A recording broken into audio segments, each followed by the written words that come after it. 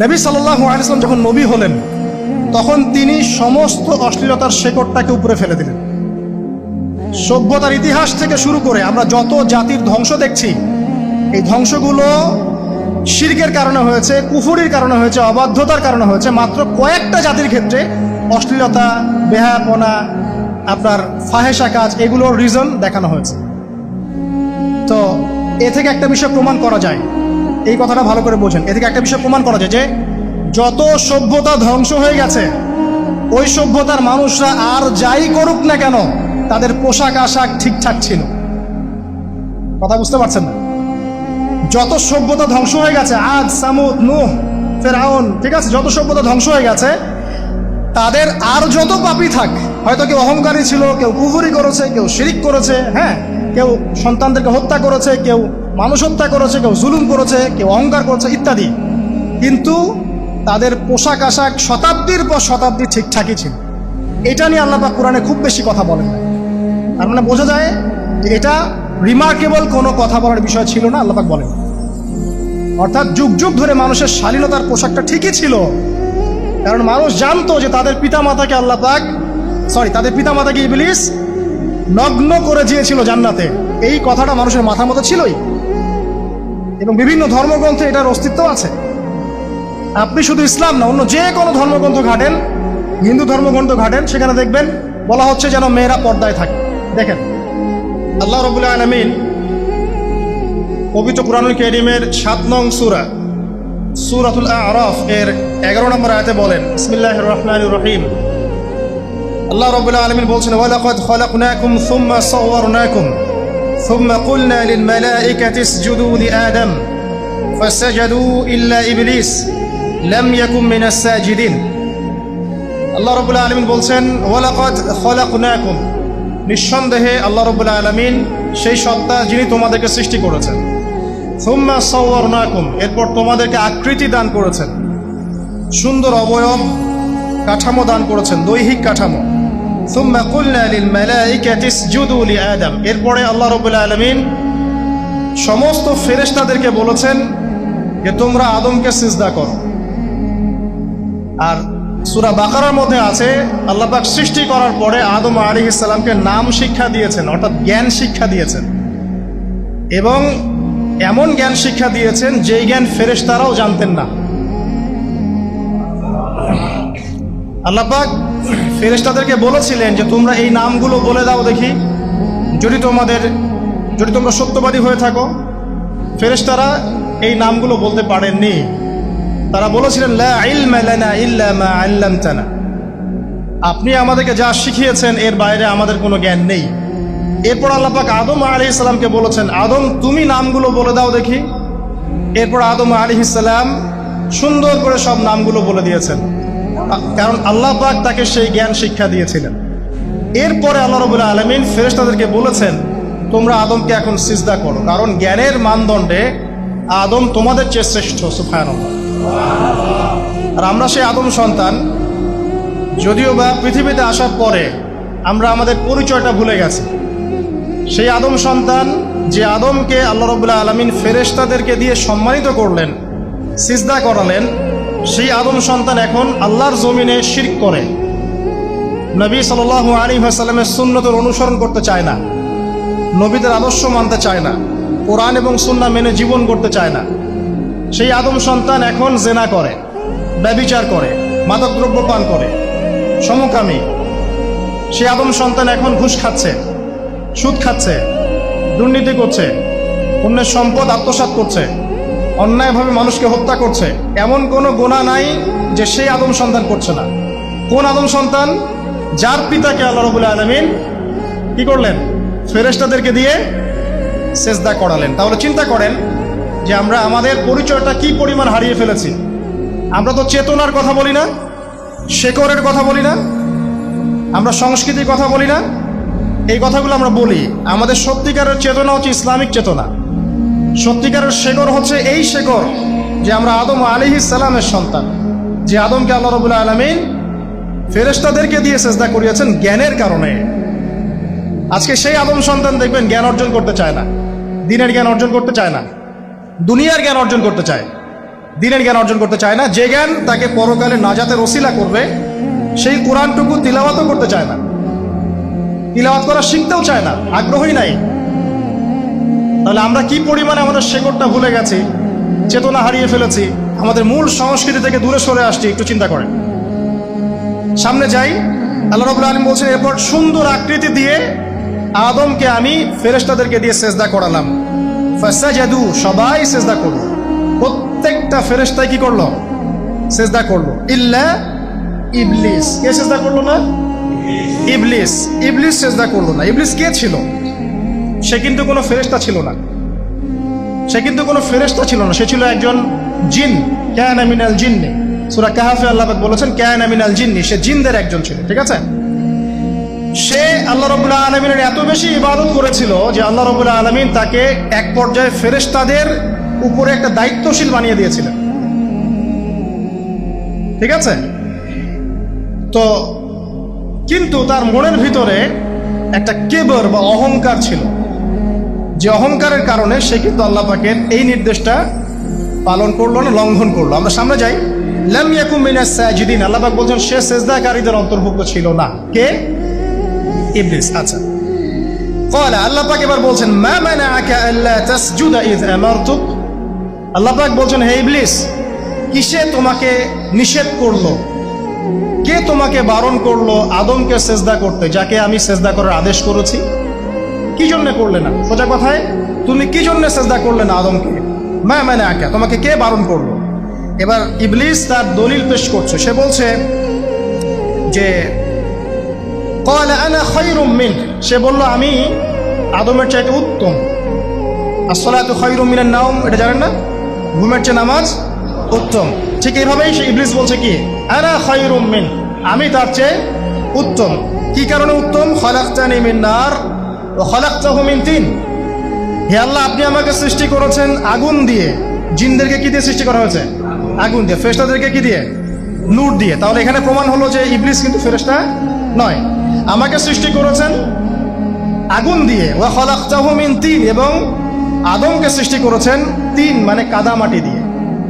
তার মানে আগুন কাদামাটির চেয়ে সুপিরিয়র, বেশি মর্যাদা সম্পন্ন, ওর মানে কে আছে আর কি, এই কারণে সে সিজদা করলো না।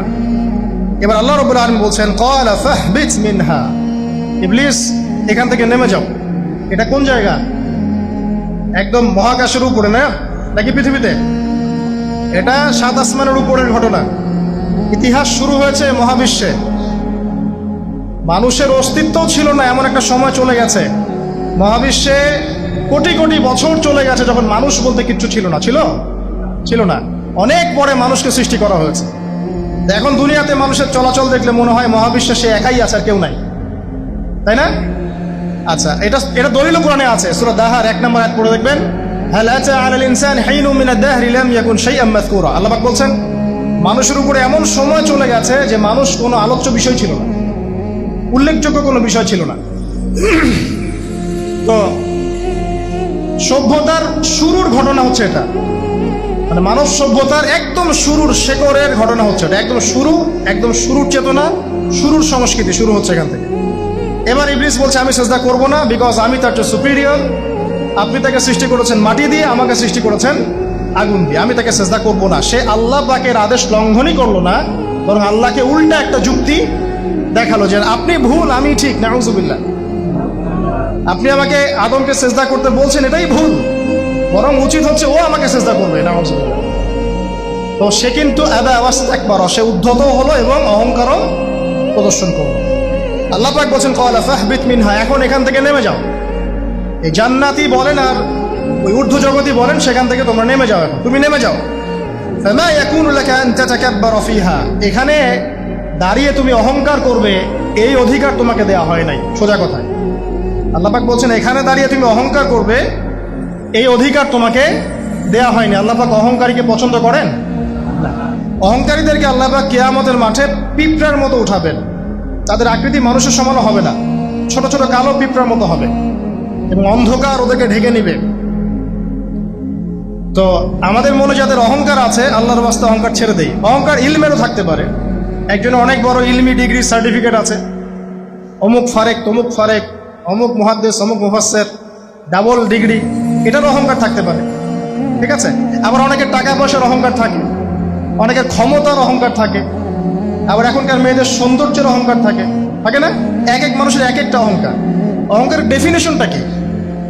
একজন সাহাবী নবী সাল্লাল্লাহু আলাইহি ওয়াসাল্লামকে বলছেন, ইয়া রাসূলুল্লাহ, আমি পছন্দ করি আমার গায়ের পোশাকটা সুন্দর হোক, আমার জুতা সুন্দর হোক, ঠিক আছে, আমার সুগন্ধি ভালো হোক, দামি হোক। এটা কি অহংকারের পরিচয়? নবী সাল্লাল্লাহু আলাইহি ওয়াসাল্লাম বলছেন, না, এটা অহংকারের পরিচয় নয়। বরং অহংকারের পরিচয় হচ্ছে অন্য মানুষকে তুচ্ছ তাচ্ছিল্য করা, এক, আর দুই হচ্ছে সত্যকে প্রত্যাখ্যান করা।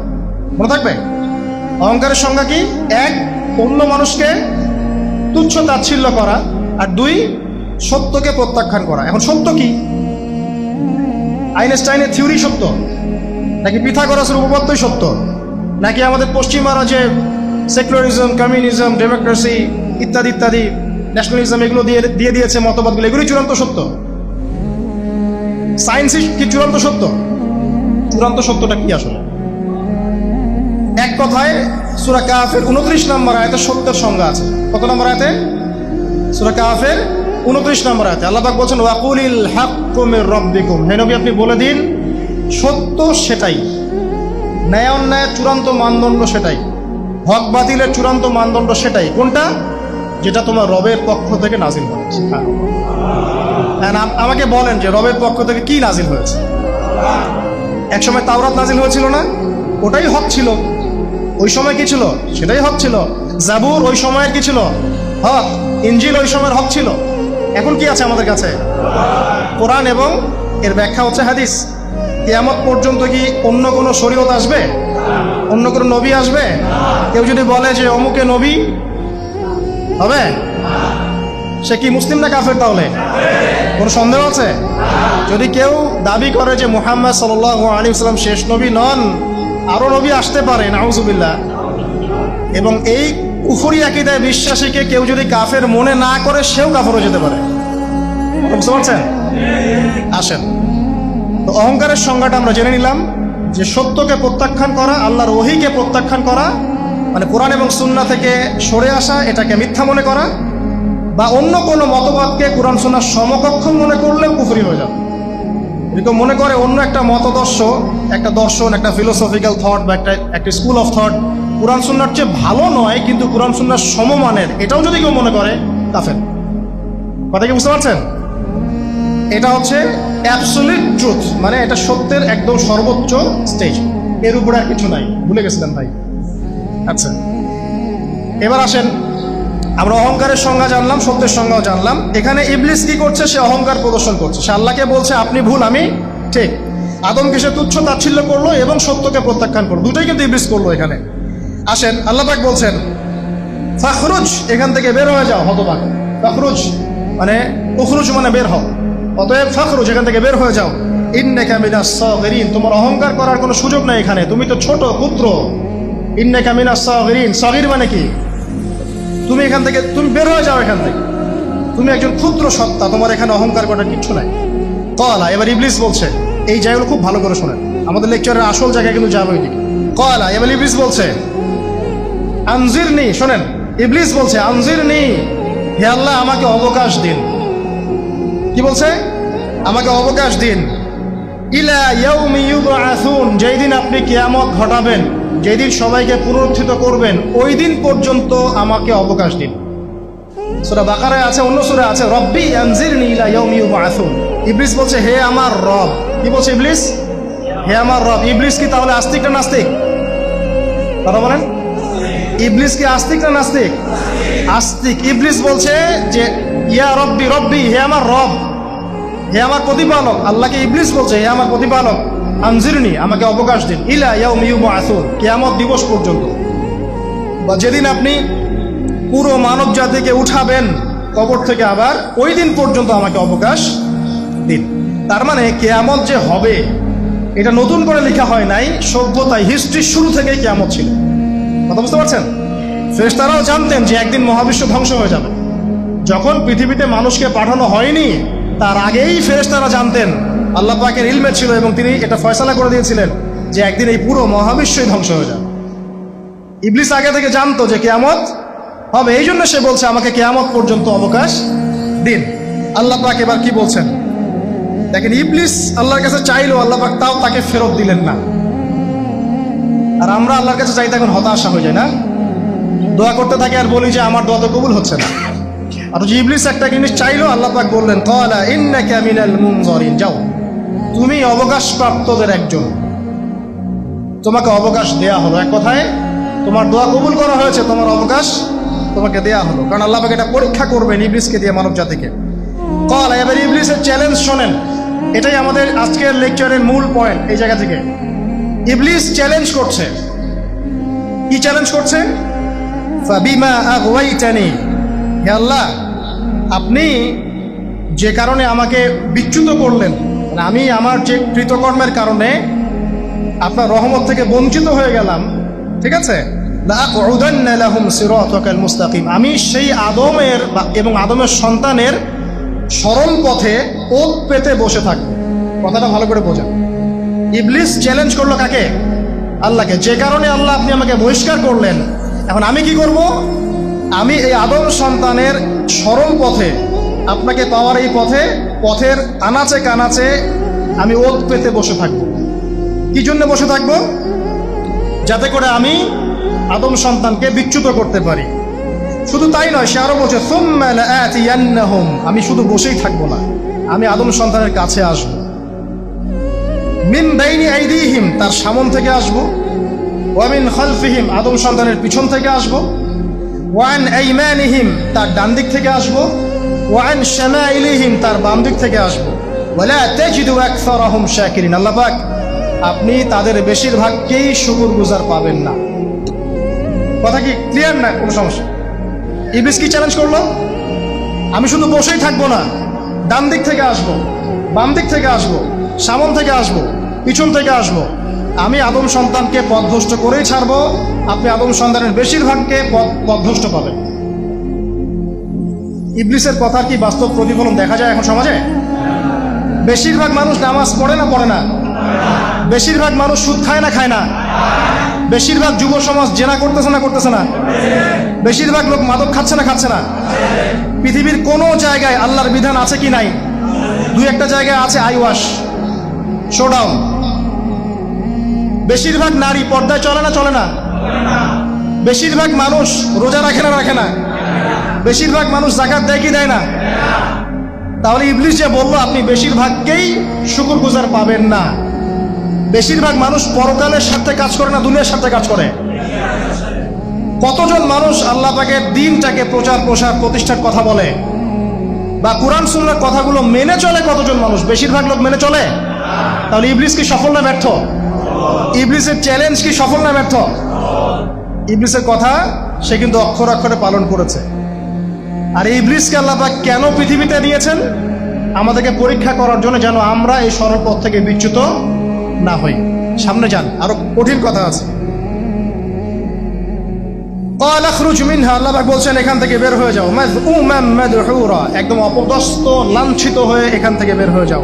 লামান তাবিআকা মিনহুম, তুমি তো চ্যালেঞ্জ করলে আমাকে, ঠিক আছে, কিন্তু যে ব্যক্তি যেই তোমার অনুসরণ করবে, আল্লাহ পাকের কথা শুনেন, যেই তোমার অনুসরণ করবে, লাআমলাআন্না জাহান্নামা মিনকুম আজমাইন, যে পুরুষ বা নারী যেই হোক না কেন, যে আদম সন্তান ইবলিস তোমার অনুসরণ করবে, তোমার পথ ধরবে, আমি তোমাকে সহ এদের সবাইকে দিয়ে জাহান্নাম পূর্ণ করব। আল্লাহর কিচ্ছু যায় আসে না। আল্লাহ পাক যদি এই পুরো পৃথিবীটাকেও জাহান্নামে নিক্ষেপ করেন অবাধ্যতার কারণে, আল্লাহ পাকের কিছু যায় আসে? ওই যে আপনাদের এখানে নদী আছে না, কি বালাসী ঘাট, এখানে চর আছে না? চরের মধ্যে একটা বালুর কণার কি দাম আছে বলেন তো? একটা বালুর কণার কোন দাম আছে? এই পুরো মহাবিশ্বে পৃথিবীর অবস্থান এর চেয়েও কম। পুরো পৃথিবীর মানুষ যদি আল্লাহর অবাধ্য হয়, আল্লাহ পাক যদি পুরো দুনিয়াটাকে ধ্বংস করে দেন, জাহান্নামে নিক্ষেপ করেন, আল্লাহ পাকের কিছু যায় আসবে কিনা? এবার আসেন, এখান থেকে আমরা বুঝতে পারলাম যে ইবলিস একটা তৃতীয় সত্তা। আল্লাহ পাক আদম আলাইহিস সালামকে সৃষ্টি করলেন, নাম শিক্ষা দিলেন, সেজদা করালেন, ইবলিসকে সেজদা করতে বললেন, সে করলো না। সে চ্যালেঞ্জ করলো উল্টা যে আমি ওর চেয়ে উত্তম, আপনি ভুল আমি সঠিক, সে অহংকার করলো এবং একই সাথে সে আদমকে পথভ্রষ্ট করার চ্যালেঞ্জও করে বসল। আল্লাহ পাক ঘোষণা করলেন, যদি কোনো আদম সন্তান তোমাকে ফলো করে, তোমাকে সহ তাকে আমি জাহান্নামে নিক্ষেপ করব। ঠিক আছে, এ পর্যন্ত। এবার সামনে আসেন। এবার আল্লাহ পাক আদমকে বলছেন, কাকে বলছেন? আদম আলাইহিস সালামকে বলছেন, ইয়া আদম, হে আদম। তার আগে আদম আলাইহিস সালামের বুকের পাঁজর থেকে কাকে সৃষ্টি করছেন? হাওয়া আলাইহিস সালাম, সভ্যতার ইতিহাসের প্রথম নারী এবং ইতিহাসের সবচেয়ে সুন্দরী রমণী কে? হাওয়া আলাইহিস সালাম। আরেকজন আছেন সবচেয়ে সুন্দরী রমণী, কে? কে বলতে পারবেন? জি না, হ্যাঁ, নাম কি? মাশাআল্লাহ, ওই ওকে পুরস্কার দিও। কি নাম তোমার? মাশাআল্লাহ, মাশাআল্লাহ। দ্বিতীয় সুন্দরী রমণী, দুজন রমণীকে বলা হয় পৃথিবীর সবচেয়ে সুন্দরী রমণী। আপনি যাদেরকে দেখে সিডিউস হচ্ছেন, যদিও এদেরকে দেখে সিডিউস আর কিছু নাই, কারণ এরা তো সুন্দর না, কোনো দিক থেকে সুন্দর না, না পোশাকের দিক থেকে, না চেহারার দিক থেকে, না ফিজিক্যাল স্ট্রাকচারের দিক থেকে। এদেরকে দেখে তো পাগলও সিডিউস হবে না। তো আদম আলাইহিস সালাম এবং আদম আলাইহিস সালামের স্ত্রী হাওয়া আলাইহিস সালাম এবং সারা আলাইহিস সালাম ইতিহাসের সবচেয়ে সুন্দর রমণী। ইতিহাসের সবচেয়ে সুন্দর রমণী কাদের স্ত্রী ছিলেন? নবীদের না অন্য কারো? এজন্যই বলি, আপনি যদি পবিত্র থাকেন, আল্লাহওয়ালা মানুষ হন, ইনশাআল্লাহ তাআলা আল্লাহ পাক আপনার ঘরে একজন নেককার পুণ্যবতী সুশ্রী স্ত্রী দান করবেন। আপনি যদি এইসব অশ্লীলতার গোলক ধাঁধায় পড়ে নিজের ঈমান হারিয়ে ফেলেন, চরিত্র হারিয়ে ফেলেন, সম্ভাবনা খুবই কম যে আপনি একজন দিনদার মেয়ে পাবেন। বরং আপনি এমন কাউকেই পেতে পারেন যে আপনার মতোই। ঠিক আছে, দেখবেন যে আপনি 10 ঘাটের পানি খেয়ে আসছেন, ও দেখবেন 12 ঘাটের পানি খেয়ে আসছে। আল্লাহ পাক আমাদের যুব সমাজকে হেফাজত করুন, আমিন। আল্লাহ পাক এবার আদম আলাইহিস সালামকে বলছেন, ইয়া আদম, হে আদম, উসকুন আনতা ওয়া যাওজুকাল জান্নাহ। আদম শোনো, তুমি এবং তোমার স্ত্রী দুইজন এখন জান্নাতে থাকো। কোথায় থাকো? জান্নাতে থাকো। ওয়া কুলা মিন হাইসু শি'তুমা, যেখানে ইচ্ছা সেখান থেকে খাবার খাও। জান্নাতের নাজ নেয়ামতের কথা তো আপনারা শুনেছেন অনেক, আমি ওইগুলো বলতে যাচ্ছি না, সময় চলে যাবে। যা ইচ্ছা তাই পাবেন সেখানে, যা ইচ্ছা তাই। এমন একটা জায়গা যেটা কখনো কোনো চোখ দেখে নাই, কোনো কান শোনেও নাই। চোখ না দেখলেও, কান না শুনলেও মানুষ মনে মনে অনেক কিছু কল্পনা করে না? এটা কল্পনাও করার সুযোগ নাই। এত উন্নত মানের একটা জায়গা। তোমরা দুজন এখানে থাকো, জান্নাতের যে কোনো জায়গায় যাও, খাওয়া দাওয়া করো, কোনো সমস্যা নেই। কিন্তু ওয়ালা তাকরাবা হাদিহিশ শাজারা, মানে কি, এই যে গাছটা আছে, এই গাছের কাছে যেও। একটা শর্ত খালি দিলাম, গাছের কাছে যেও না। গাছের নাম কি এগুলো আমাদের আলোচনার বিষয় না। বিষয়টা হচ্ছে আল্লাহ পাকের আদেশটা কি। গাছটা আম গাছ হতে পারে, জাম গাছ হতে পারে, কদু গাছ হতে পারে, যে কোনো গাছ হতে পারে। এটা নিয়ে আমাদের কোনো মাথা ব্যথা নাই। মাথা ব্যথা হচ্ছে আল্লাহ পাকের আদেশ, এই গাছের কাছে যেও না, বাস যেও না। আচ্ছা, ফাতাকুনা মিনাজ জালিমিন, যদি চলে যাও তোমরা দুজন এখানে, তাহলে তোমরা দুজন কিন্তু জালেম হয়ে যাবে। আল্লাহ পাকের হুকুম অবাধ্য করলে মানুষ কি হয়ে যায়? জালেম হয়। এই জন্য আমরা দোয়ায় বলি, আল্লাহুম্মা ইন্নী যালামতু নাফসি, বলি না? হে আল্লাহ, আমি আমার নফসের উপর জুলুম করেছি। রব্বানা যালামনা আনফুসানা, বলি না? আল্লাহ, আমরা আমাদের উপর জুলুম করেছি। তো আমরা যখন পাপ করি, মানে আমরা জুলুম করে ফেলেছি। তো তোমরা দুজন এই গাছের কাছে যেও না, যদি যাও তাহলে জুলুম করে ফেলবে এবং জালেম হয়ে যাবে। এবার ইবলিস তো আর বসে নাই, সে তো চ্যালেঞ্জ করেছে, করে নাই? আচ্ছা, এবার ইবলিস কি করছে? ফাওয়াসওয়াসা লাহুমা শাইতান, এবং ইবলিস এবার এদের দুজনকে ওয়াসওয়াসা প্রদান করতে শুরু করলো। ইবলিস কি করলো? ওয়াসওয়াসা প্রদান করতে শুরু করলো। ওয়াসওয়াসাটা এমন ছিল যে, হাল আদুল্লুকা আলা শাজারাতিল খুলদি ওয়া মুলকিন লা ইয়াবলা। ইবলিস এসে আদম এবং হাওয়া আলাইহিস সালাম তাদেরকে বলতে লাগলো যে, আমি কি তোমাদেরকে এমন কোনো গাছের কথা বলবো যেই গাছের ফল খেলে তোমরা চিরস্থায়ী হয়ে যাবে, কখনো মরবে না, এবং এমন রাজত্ব পাবে যে রাজত্বের কোনো ক্ষয় নাই। ইবলিসের টোপটা কি দেখলেন? চিরস্থায়িত্বের টোপ এবং কিসের টোপ?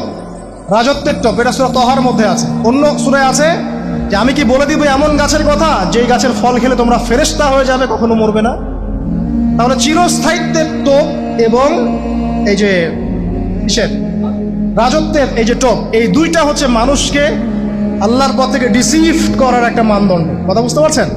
এই পৃথিবীতে যত মানুষ পথভ্রষ্ট হয়ে গেছে, এরা কিন্তু ক্ষমতার জন্য হয়েছে অনেকেই, আর অনেকে চিরস্থায়িত্বের জন্য হয়েছে।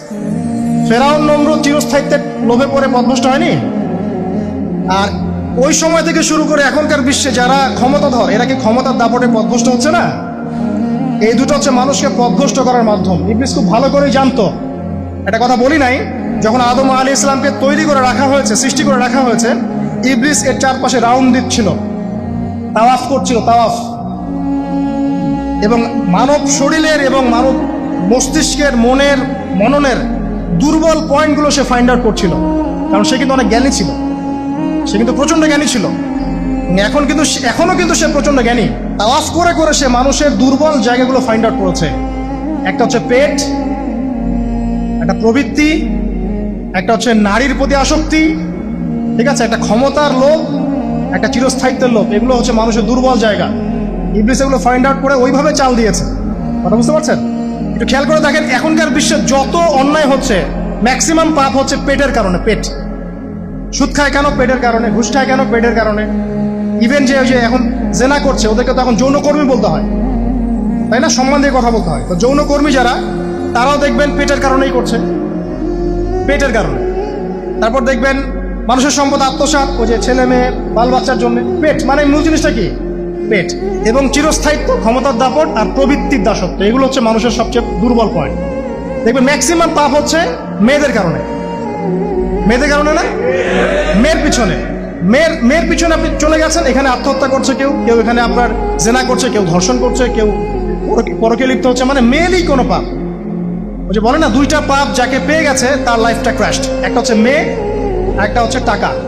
অর্থ সম্পদের লালসা যার মধ্যে পেয়ে বসেছে, এর জীবন শেষ। আর যার মেয়ের নেশা আছে, মেয়ের নেশা যার মধ্যে আছে, এর জীবন শেষ। একে আপনি হেদায়েতের পথে আনতে পারবেন না ইল্লা মাশাআল্লাহ, আল্লাহ পাক যদি না চান। আসেন, আর ইবলিস তাওয়াফ করছিল এবং সে কিন্তু টোপ দিল, চিরস্থায়িত্বের টোপ দিল। এবং কিসের টোপ দিল? ফেরেশতা হয়ে যাবে, অমর হয়ে যাবে।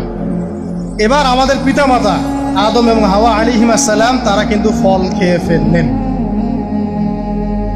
আর এটা এমন নয় একবার ওয়াসওয়াসা দিয়েছে বাস খেয়ে ফেলেছেন, এমন নয়। কন্টিনিউয়াসলি সেই কাজটা করেছে। একটা মানুষ যখন জেনা করে, ইবলিস কি একবার এসে বললেই কেউ জেনা করে ফেলে? আস্তে আস্তে কিন্তু মানুষ জেনার পথে যায়। ওই যে প্রথমে অনেক দিন একটা লেকচার দিয়েছিলাম না, প্রথমে গার্লফ্রেন্ড বয়ফ্রেন্ড একটা সম্পর্ক হয়, তাই না? তারপর কথাবার্তা হয়, মোবাইল ফোন এক্সচেঞ্জ করে, নোট এক্সচেঞ্জ করে, কফি খায়, আস্তে আস্তে ডেটিংয়ে যায়, পরে দেখবেন এক পর্যায়ে গিয়ে জেনা এভাবে। আর যারা ধর্ষক, এতে ডাইরেক্ট অ্যাকশন, এত সময় নাই, ডাইরেক্ট। তো ইবলিস প্রতিটা পাপ মানুষকে ধাপে ধাপে করায়। দেখবেন ইবলিস এখানেও কিন্তু আমাদের পিতামাতাকে ধাপে ধাপে ওইদিকে নিয়ে গিয়েছিল। এবার আসেন, আমাদের পিতামাতা ফল খেয়ে ফেললেন, এই জায়গাটা খুব ভালো করে বোঝেন। এই ফল খাওয়াটা আল্লাহর অবাধ্যতা না। আল্লাহ পাক বলেছিলেন না যে জালেম হয়ে যাবে, আল্লাহ পাকের অবাধ্য হলেন। অবাধ্যতার ফলাফলটা কি হলো এবার শোনেন। আমরা সবাই জানি অবাধ্যতার ফলাফল কি, আল্লাহ পাক জান্নাত থেকে নামিয়ে দিয়েছেন, তাই তো? এর আগে আরেকটা ফলাফল হয়েছে। এই ফলাফলের সাথে আমাদের বর্তমান সময়কার যে ইস্যুটা চলছে, পোশাক, নারী, সংস্কৃতি, হাবিজাবি, হ্যাঁ, বেহায়াপনা, বেলাল্লাপনা, এই ইস্যুটা এখানে জড়িত। এটা আমারও বুঝতে এবং খুঁজে পেতে সময় লেগেছে। আমরা সবাই পড়েছি স্টুডেন্ট লাইফে, আদম এবং হাওয়া আলাইহিস সালাম আদেশ লঙ্ঘন করেছেন, সাথে সাথে আল্লাহ পাক জান্নাত থেকে কি করেছেন? নামিয়ে দিয়েছেন। ইবলিসকেও নামিয়ে দিয়েছেন, তারপরে হায়াত দিয়েছেন, এখানে পরীক্ষা করছেন, এই তো? এখানে আল্লাহ পাক দেখবেন আমাদের আমল কেমন, আমল ভালো হলে আবার জান্নাতে, খারাপ হলে আবার জান্নাতে। কিন্তু এর আগেও একটা ঘটনা ঘটেছে। যে মুহূর্তে আমাদের পিতামাতা ফল খেয়েছেন গাছের কাছে গিয়েছেন, আল্লাহ পাকের আদেশটা লঙ্ঘন করেছেন, সাথে সাথে তাদের গায়ের পোশাকটা খুলে পড়ে গেছে। আমি বুঝাতে পারি নাই, পুরো মহাবিশ্বের প্রথম লজ্জা, প্রথম অপমান